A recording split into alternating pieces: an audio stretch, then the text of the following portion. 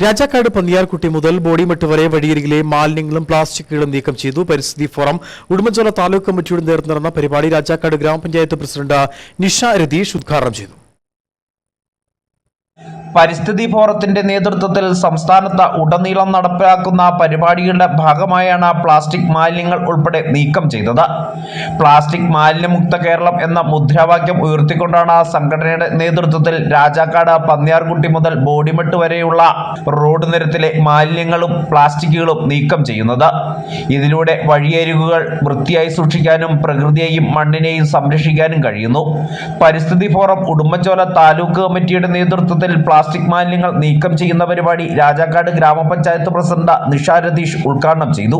ചേർന്ന് അവരെങ്ങനെ ഒരു നല്ല ഒരു ഉദ്ദേശത്തോടു കൂടി ഒരു പ്രവൃത്തി ചെയ്യാമെന്ന് ഏറ്റത്.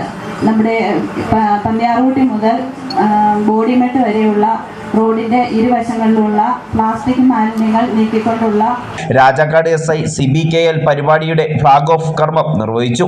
പരിസ്ഥിതി ഫോറം സംസ്ഥാന ചെയർമാൻ PP ബേബി മുഖ്യ പ്രഭാഷണം നടത്തി. സംസ്ഥാന ജനറൽ സെക്രട്ടറി MN ശ്രീനിവാസൻ പരിസ്ഥിതി ദിന സന്ദേശം നൽകി സംസാരിച്ചു. നിസാർ ബാഖവി ഇമാം, Sudheer KM, CDS chairperson KP വത്സ, ഷൈബി K, CK വിജയൻ തുടങ്ങി നിരവധി ആളുകൾ സംസാരിച്ചു. News bureau, Rajakkad.